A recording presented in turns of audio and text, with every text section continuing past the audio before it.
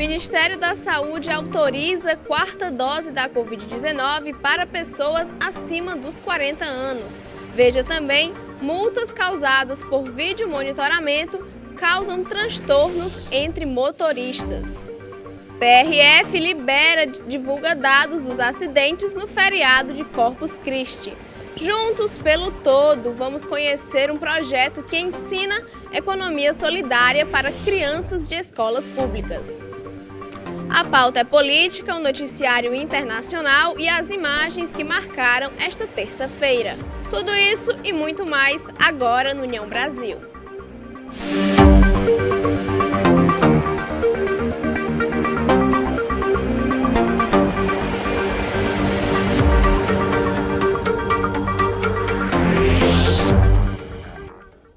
Olá, boa noite, eu sou Érica Prado e começa agora o União Brasil. O Ministério da Saúde liberou a aplicação da quarta dose para pessoas a partir de 40 anos contra a Covid-19. Em coletiva de imprensa realizada nesta segunda-feira, o Ministério da Saúde divulgou a nova etapa de vacinação contra a Covid-19. Pessoas com 40 anos de idade ou mais que já iniciaram o esquema vacinal já podem procurar um posto de saúde para tomar a dose de reforço. O grande objetivo da coletiva de hoje, para além de anunciarmos o grupo de 40 a mais, e com relação também 18 a mais para esquema primário de Janssen, é convocarmos a população brasileira para que ela procure tomar a sua dose de reforço. Até agora, mais de 6,6 milhões de brasileiros tomaram a segunda dose de reforço. A segunda dose de reforço, por trás desse processo, tem todo um processo técnico, um processo bem embasado, um processo bem discutido de evidências. Nós temos o nosso comitê técnico de assessoramento, todas as nossas decisões são tomadas com base em notas técnicas submetidas ao crivo desse comitê. Após essas recomendações, então, nós avaliamos o que foi dito e só então a gente vem aqui incorporar definitivamente e divulgar a público. O Ministério da Saúde já distribuiu mais de 518 milhões de doses das vacinas contra a Covid-19, garantindo a proteção de 77% da população brasileira com as duas doses. De acordo com a pasta, reforçar a imunização é importante para evitar casos graves e óbitos por Covid-19.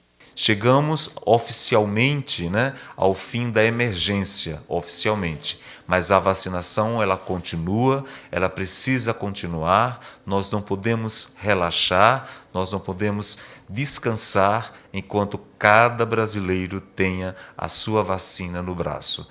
Este é o esforço deste Ministério, este é o esforço deste governo para que nós possamos ter vacina no braço de cada brasileiro.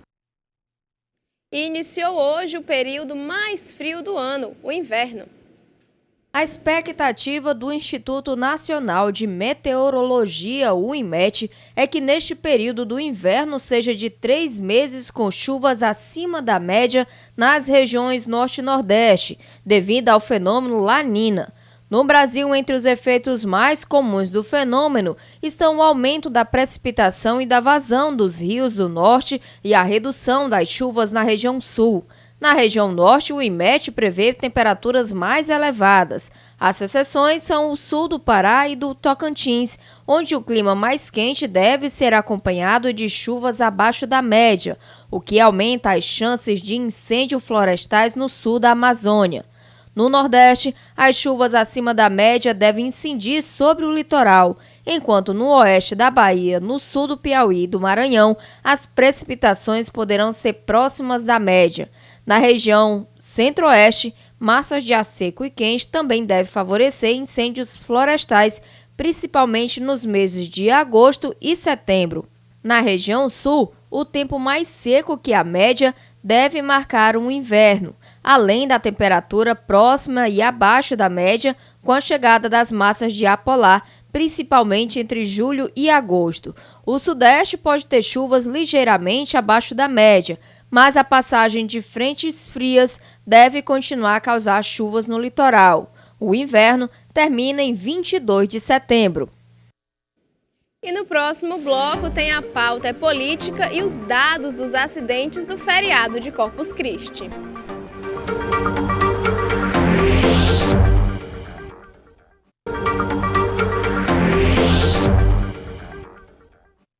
Ministro Alexandre de Moraes envia ao MP Eleitoral ação que pede investigação de gastos de Bolsonaro em motociata. CCJ da Câmara aprova piso salarial para a enfermagem. Assuntos para a pauta é política.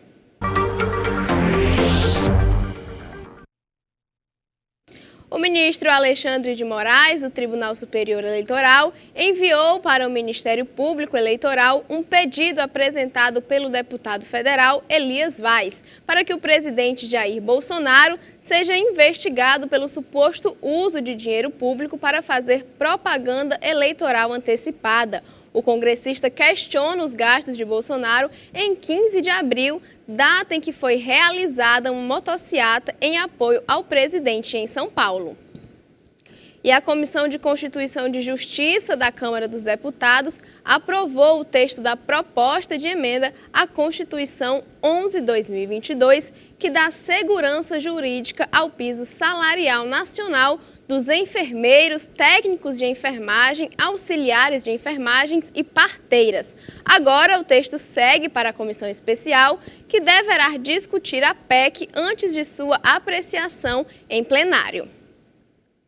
A aplicação de multas por meio do vídeo monitoramento vem causando transtornos para os condutores de veículos. Saiba mais sobre a resolução que consolida a medida. As novas diretrizes foram publicadas na Resolução de número 909, de 28 de março, no Diário Oficial da União, consolidando a fiscalização de trânsito por intermédio de vídeo monitoramento e atuação de infrações flagradas. O Código de Trânsito Brasileiro é uma lei de 1997 que entrou em vigor em 98. Desde o CTB, lá no artigo 200, já havia previsão para as multas, para as autuações, como a gente chama, por vídeo monitoramento. Só que isso precisava ser regulamentado pelo CONTRAN. O CONTRAN, em 2012, expediu uma primeira normativa e, em 2015, expediu uma segunda. O advogado Roberto Girão explicou quais mudanças foram feitas nesta nova resolução. O que mudou, basicamente, foi essa necessidade do agente indicar como que a infração se deu. Um pouquinho anterior a essa última resolução, né, de 2022, o Ministério Público entrou com uma ação dizendo que isso violava a intimidade. É como se o carro fosse uma propriedade, uma extensão da propriedade do condutor. Então, por conta disso, algumas infrações, basicamente aquelas de vídeo monitoramento que buscam dentro do carro, essas infrações elas estão proibidas. De acordo com o advogado, caso o condutor seja multado em uma via não sinalizada corretamente, ele poderá recorrer da infração. Tanto as multas acometidas nas vias de vídeo monitoramento, quanto aquelas que não há indicação, ele vai poder exercer o seu direito constitucional, né, seu direito de ampla defesa, de contraditório, e apresentar o seu recurso, tanto na via administrativa, e se for o caso, posteriormente na via judicial. Porém, pela resolução nova, caso a via não seja indicada como de vídeo monitoramento e o condutor sofra uma multa nessa modalidade, naquela via, essa multa ela é nula de pleno direito. De acordo com os condutores, as câmeras de vídeo monitoramento só têm o objetivo de arrecadar dinheiro. Acho incorreto, porque tem avenida aí que tem 50 câmeras instaladas. Você anda, um vacilozinho de nada é roubado, porque as multas aí é roubo, porque não tem retorno de asfalto bom, pista boa para acabar andar na cidade, não.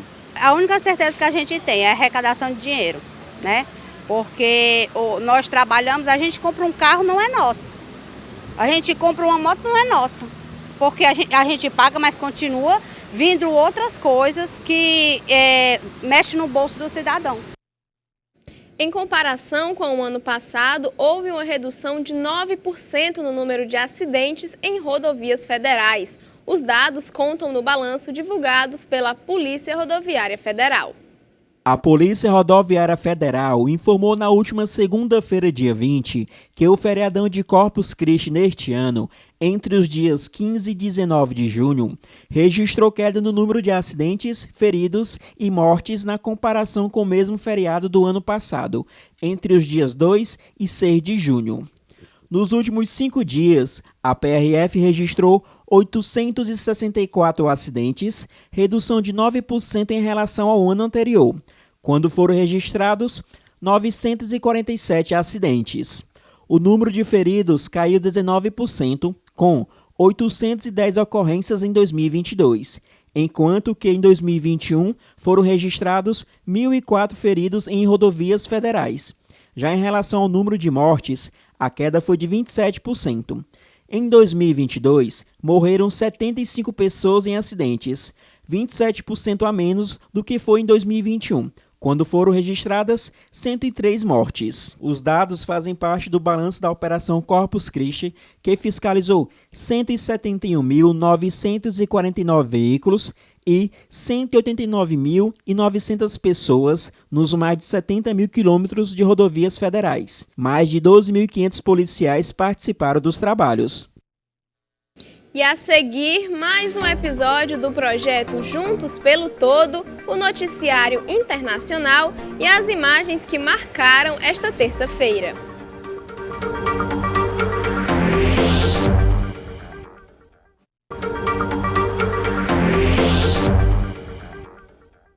No Juntos pelo Todo de hoje, mostraremos um projeto que ensina de forma lúdica a importância da economia para crianças de escolas públicas.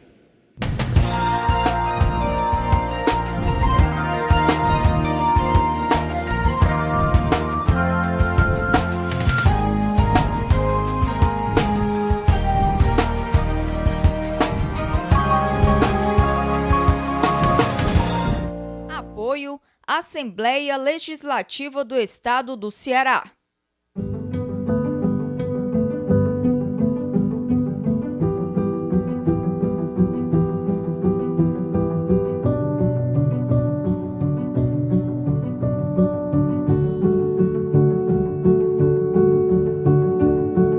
Muita gente acha que a educação financeira está necessariamente ligada à questão monetária.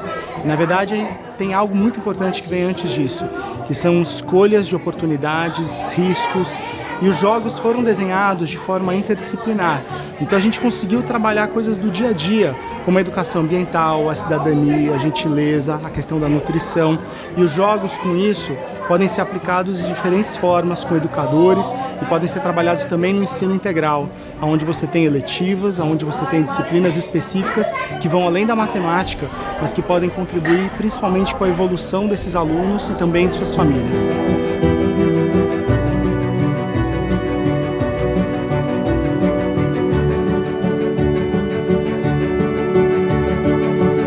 O Instituto, que vem trazendo essa proposta para Sobral, está ajudando bastante nessa questão, não só do financeiro, mas também da conscientização ambiental.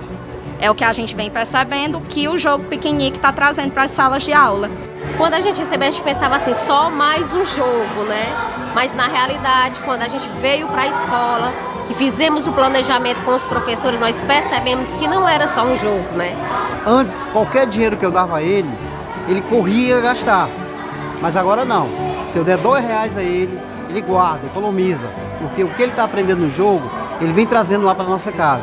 Sobre a luz, sobre a água, ele vem também cobrando a gente.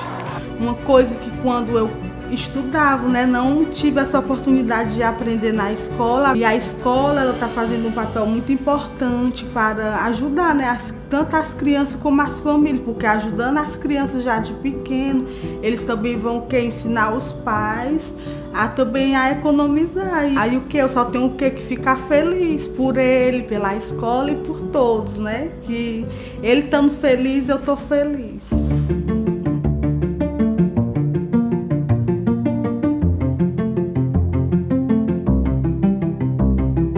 Ele ensina muitas coisas para mim. Ele me ensinou a matemática, ele também tem vezes que me ensinou português. E a coisa que ele me ensinou mais foi a coisa da reciclagem e da natureza.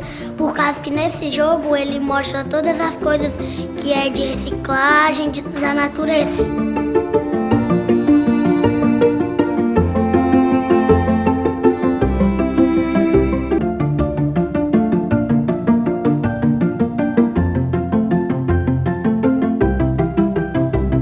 A gente abre um um novo leque de oportunidades no campo da aprendizagem educacional.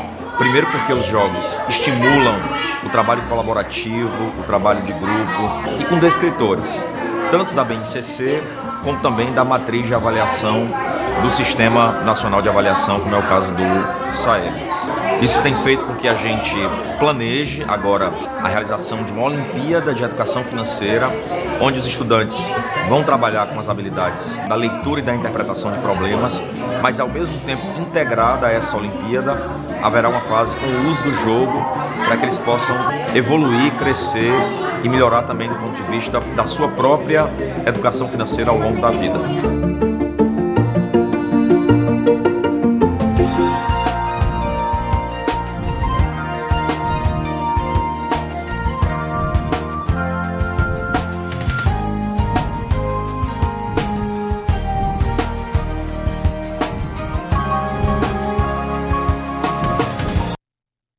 Apoio Assembleia Legislativa do Estado do Ceará. Vamos conferir agora o noticiário internacional com as imagens da Euronews.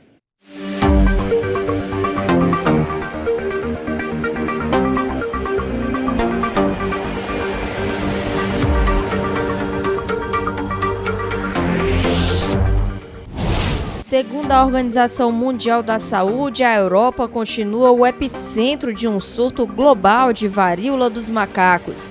25 países relataram mais de 1.500 casos na região, 85% do total global.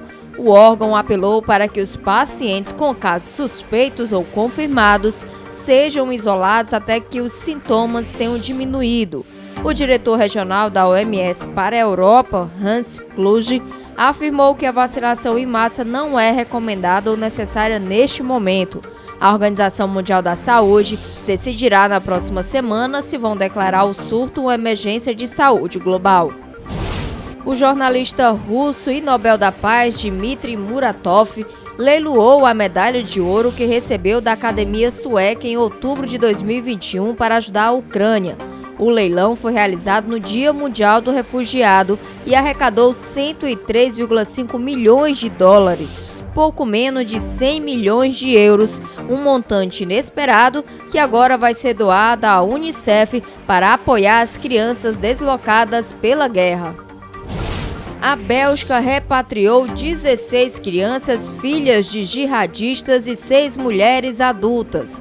Com nacionalidade belga, estavam detidas no campo no nordeste da Síria sob controle curdo desde a queda do califado do autoproclamado Estado Islâmico.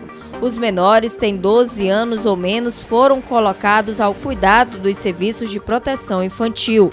As mães combatentes já condenadas a apenas de até 5 anos de prisão foram levadas para a cadeia. Esta é a segunda operação do gênero. A primeira, em julho de 2021, trouxe 10 crianças e 6 mães para a Bélgica.